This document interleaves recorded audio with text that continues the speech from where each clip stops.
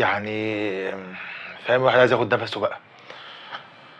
طب ليه؟ ما هو ليه ما انا ما هو الخطه حلوه، بس في حاجه مش حلوه. والله في حاجه مش حلوه. ابدا بوسام ليه؟ وسام بعيد عن مستواه. ابدا بوسام ليه؟ طيب المفروض ده جراديشار. انا عايز سقف لنفسي كده على خطه امبارح، واقوم اقول لك انا مدرب الاهلي احط 4-3-3 وهيتحطت النهارده. ليه؟ لان انا عايز اهاجم.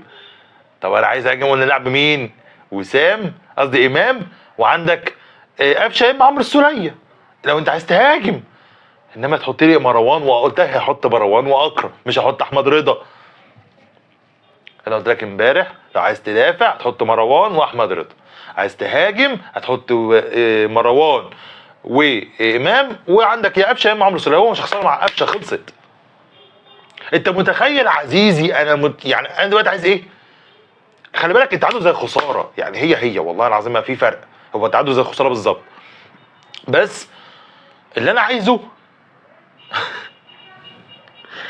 الزمالك يكسب بيراميدز او يتعادل معاه، وحد تاني يكسبه، عشان انا سيادتي اكسب كل ماتشاتي الجايه واخد الدوري. ما انا تعادل هنا وتعادل هنا، تعادل كان على الارض 2-2 وتعادل 1-1. فانا مطالب ان انا افوز، وهنشوف بقى فرق الاهداف بقى. يا اما بيراميدز يخسر ماتشين، ودي مش بايدي ولا دي بايدي، عند ربنا، من ربنا بقى، هو اللي يجيبها لنا من عنده. الامر متروك لعداله السماء بجد. ان اللي بيحصل النهارده اداء مزري جدا، واداء مش ده النادي الاهلي ولا حاجه. زيزو، بن شرقي، تريزيجيه بقى، جبنا عبد المنعم تاني، جبنا حمدي فتحي، جبنا الدنيا، كل ده هيخرب مع الراجل ده. كل ده هيخرب مع كولر. ليه؟ لا في اداء ولا في متعه ولا في تكتيك ولا في فاستكه وحستكه، مفيش خالص. فما تنتظرش حاجه في كاس العالم للانديه طول ما الراجل ده معانا. تعال نخش في اجواء المباراه. بدأ في الشناوي في حراسة المرمى هاني ربيعة داري، يحيى عطية الله، ويحيى نتمنى له السلامة طبعا، خلاص فاضل شهر ونص وهيمشي. يعني اعتقد الاهلي مش هيفعل بند الشراء. يعني النهارده يحيى طالع بيعيط، التبديل اللي حصل كان في الدقيقة 24. انا حاسس بيحيى ان هو عايز يلعب افريقيا، وعايز يجيب مثلا افريقيا للاهلي، وعايز يشارك، وعايز ولسه في ماتشات دوري، فهو عايز يعمل حاجه قبل ما يمشي. وانا حاسس بده كله اصابه يعني رزله شويه في العضله الخلفيه اعتقد، ف احتمال تطول شهر او شهر ونص. فكل الشفاء باذن الله يحيى عطية الله. لاعب 3 في خط النص مروان واكرم وامام. انا قلت لك اكرم بلاش والله، مهما كان لعيب كبير، لعيب ما فيش منه اتنين، بس بلاش. ليه؟ انا عايز كل لعيب بعد اكرم. اكرم ماشي، قلنا عايزين كل لعيب بعد اكرم. اللي هو احمد رضا نزل عمل لك فرق شويه بتاع، هو اللي جاب التعادل. يعني ما هو كنا نلعب بيه، يا اخي قفشه، يلعب عمرو السوليه، يلعب اي حد غير اكرم، هو اللي هيمشي خلاص. ايه اللي عايزه بقى ارجع العقود مع شمال القطر ساعتها. يبقى قلنا مروان اكرم امام، 3 في الامام. اللي هو حرفيا انا بن شرقي مظلوم، مش عشان بن شرقي مثلا احنا بندافع عنه، لا هو مظلوم النهارده، واقول لك ليه. عندك الشحات، وسام، بن شرقي. وسام مش بيعمل حاجه، وسام بيتزحلق اكتر الاوقات ومش ثابت على رجله، وتحس في حاجه غلط عند وسام، عايز يراجع نفسه، يا اما لو في عرض يعني مع السلامه. انا ما بحبش اللعيبه اللي بتتلكع دي، يا اما ثابت على المستوى يا ابني، وماتش مثلا ولا ماتشين تقع، مش 160 يوم تقع لي فيه يا ابني. لا اله الا الله، هو 160 يوم ما تسجلش ليه؟ يعني واخد اجازه؟ ده اجازه ايه دي؟ ماشي. بن شرقي ليه مظلوم النهارده؟ لان مفيش الباك اللي يهاجم معاه، مفيش الباك اللي هو يوديه، اللي هو اسمه علي معلول. اسمه علي معلول، ان هو اللي هيودي مع اشرف بن شرقي. هو دي الجبهه اللي احنا كنا بنقول لك عليها. يا سلام لما نجيب بن شرقي ونلاقي علي معلول وبن شرقي، مش يحيى عطية الله مثلا مع احترامنا ليه، ولا كريم الدبيس. مش دول الامكانيات بتاعت علي معلول خالص. انت محتاج باك ليفت محترم بعد علي معلول، محتاج باك ليفت محترم. انما اللي بيحصل ده ما ينفعش. بن شرقي هيحارب لوحده، نازل يدافع ويهاجم، الراجل استنزف حرفيا. تعالى للشوط الاول. الاهلي في اول ربع ساعه هو اللي كان الاخطر على مرمى بيراميدز. هو اللي كان مسيطر وهو كان بيهاجم. هاجمنا في اول هجمه كانت من امام معموله حلوه جدا من حسين الشحات او كانت من بن شرقي، بعد كده يشوطها بس تطلع بره. دي كانت اخطر هجمه او اول هجمه للنادي الاهلي، ودي الخطيره بعد الهجمه اللي هي الثانيه بالظبط. مفيش غير هجمتين النادي الاهلي عملهم في الشوط الاول، والشوط الثاني مفيش. الاهلي بقى خالص مفيش. الاهلي بقى مقطوع الهجمات، مقطوع المساحات، مقطوع التكتيك، مقطوع كل حاجه. مش ده النادي الاهلي يا جماعه، والله ما ده كولر طلع كل اللي عنده. كولر محتاج روتيشن بقى، واحد تاني بقى هو اللي يجي، هو اللي يبقى بداله. انما كولر خلاص هو طلع كل الحنيكه اللي عنده، كل التكتيك اللي عنده طلع. انا مش حرفيا مش عارف، انا عايز اقول حاجات كتير على كولر الماتش ده. هو اثبت بالعشره ان هو مش هيقدم حاجه في كاس العالم للانديه. ده ماتش ده ومش عارف يقدم حاجه، امال هيقدم امتى؟ ده اول هجمه النادي الاهلي كانت امام الدقيقه 5. الهجمه الثانيه كانت الاهلي برده، كانت هجمه انا كاتبها مشتركه، دي ضاعت برده في الدقيقه 12. الهجمه اللي امام رقص فيها، المفروض حسين الشحات جنبه هيبصيله ويشوط، لا امام رقص وشاط، جت اللي حرفيا عملوا ترسان على الخط. لعيبه بيراميدز يعني كان ورا الشناوي في ترسان على الخط بتاع المرمى، شالوها طبعا، اطرد حسين الشحات طلعها بره، وضاعت الهجمه دي. كانت في الدقيقه 12. بعدها كان اول تهديد لبيراميدز في الدقيقه 16. وهقول لك بيراميدز عمل معاك ايه بعد الشوط الاول. دي كان اول تهديد من بيراميدز من كريم حافظ، صدها الشناوي بامتياز الصراحه. دي كانت في الدقيقه 16. بعديها نزل كريم الدبيس مكان يحيى عطيه الله في يعني اصابه في الدقيقه 24. وبعديها الاهلي مفيش خالص، مفيش هجمات. يعني من اول دقيقه 16 لحد الدقيقه 48 هي كانت الفرصه الخطيره بتاعت وسام اللي في الدقيقه 48 اللي جت في العارضه، اللي كانت مرفوعه كورنر من بن شرقي، يحطها وسام بالراس في العارضه. دي كانت اخر هجمه للنادي الاهلي في الشوط الاول. وبدايه قبل بدايه الشوط الثاني كريم الدبيس طبعا يعني برضه لقيناه بيعيط، قلنا عياط بقى بعياط، فخلاص دي كمان اصابه ويلا وهنبدل ونزل احمد رضا مكان الدبيس، وجاب محمد هاني باك شمال، وخلى اكرم توفيق باك رايت.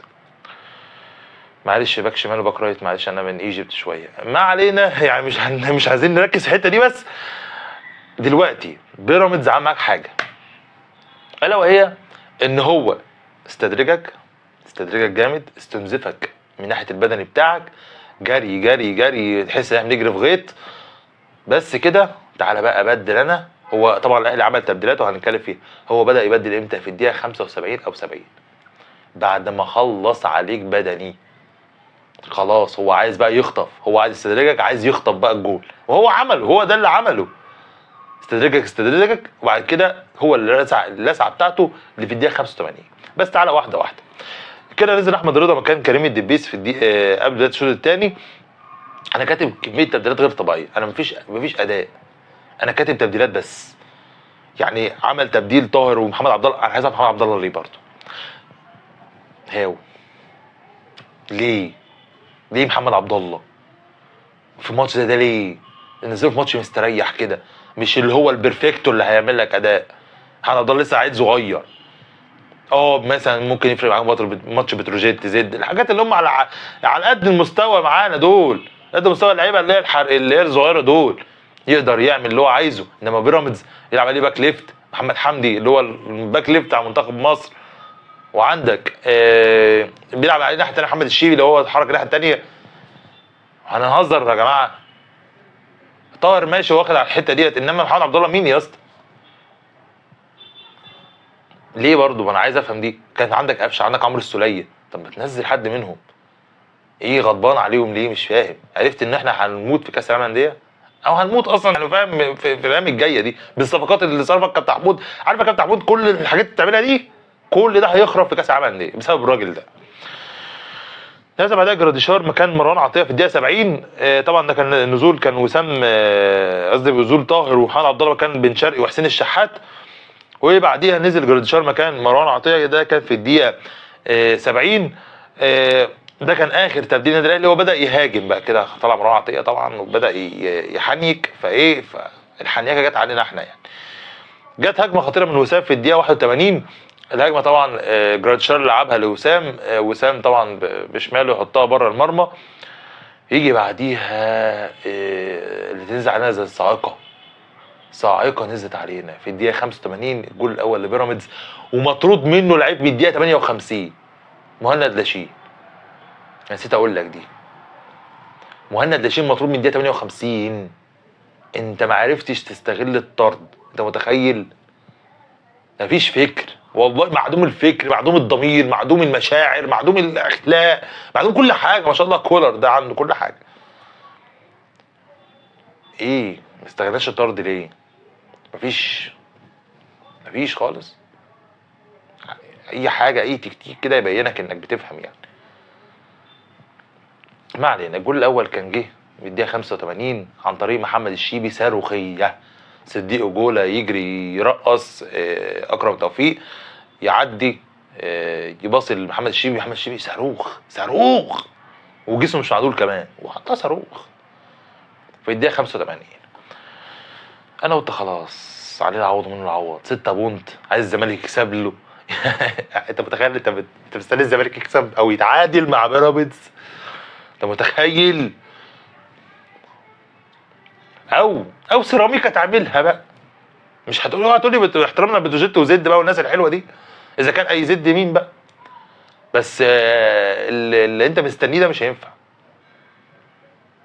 يا رب يحصل، يا رب يا اخي تعادل تمام مع خساره يا رب، او خسارتين يا رب البيراميدز ورا بعض، اتمنى والله. فدلوقتي لازم نفوق يا جماعه، لازم نفوق، ولازم نلاقي يعني ايه، نرجع حساباتنا شويه يعني.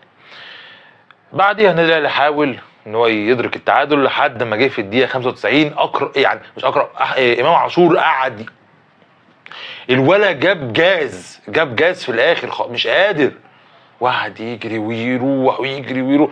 حتى في كرة في الاخر خالص بيجري مش قادر، طلع اللي عنده يعني، بيبقى عندهم دم يا اخي ويحس ان الواد ده بيطلع كل اللي عنده. يجي الجول التعادل في الدقيقه 95 عن طريق احمد رضا بعد باص روعه من جراديشار، كانت كرة معموله عرضيه يصلحها طاهر جراديشار يحطها لاحمد رضا، احمد رضا يحطها بوش رجله، تيجي طبعا في مرمى احمد الشناوي. ده جول تعادل النادي الاهلي في الدقيقه 95. تعالى التقييمات سريعا كده. الشناوي النهارده اديله 5 من 10. عندك هاني 4 من 10، ما قدمش اي حاجه عشان طبعا اتظلم، راح ناحيه الباك ليفت. ربيعه اديله 3 من 10. خلاص يا اسطى يعني ريح بقى امشي، اعمل انفول واعمل اي حاجه النادي الاهلي بقى. اشرف داري النهارده هديله 6 من 10، ما شاء الله يعني مستوى كويس جدا من اشرف داري. يحيى طلع على اللاعب النهارده 2 من 10، نتمنى له الشفاء طبعا. مروان عطيه 3 من 10. اكرم توفيق 4 من 10. امام عاشور 8 من 10. انا على الاداء والرجوله اللي هو بيلعب بيها بالجري والتعب اللي بيتعبه، هو امام عاشور الصراحه يستاهل اللي بيحصل ده. الشحات 2 من 10. بن شرقي النهارده بيحاول ينزل ويستلم ويطلع كمان الهجوم يزيد معاهم. لا النهارده ادي بن شرقي طبعا 5 من 10 يعني على اللي حصل ده، انما هجوميا هو ما فادنيش النهارده طبعا بسبب اللي حصل ده يعني. وسام 1 من 10، وده يا وسام يعني كده جميل قوي عليك يعني. طبعا بقى التبديلات انا يعني كلهم ادي لهم من 2 ل 3 من 10 بس كده، عشان ايه؟ واحد حرفيا مخنوق والله العظيم يعني، مصور الحلقه دي والله وهو على اخره يعني. اعذروني معلش عن الانفعال اللي حصل بسبب طبعا حبنا للنادي الاهلي وخوفنا على النادي الاهلي. لازم نعمل اكتر من كده، ولازم نفوق شويه، الاداره تفوق شويه، ان هي تجيب مدرب بقى جديد. خلاص صلاحيته انتهت، كولر خلاص يتجمد بقى ويمشي، علشان احنا ضغطنا كده هيعلى. احنا في كاس العالم للانديه جاي وفي صفقات جايه، فاحنا كل ده هيتهد لو الراجل ده موجود لسه. تمام كده؟ بس يعني ده اتمناه يحصل قبل كاس العالم للانديه، ان هو الراجل ده يمشي ويجي مدرب جديد باذن الله يعني. كده كنت الحلقه النهارده، اتمنى تكون عجبتكم، اشوفكم على خير باذن الله. سلام.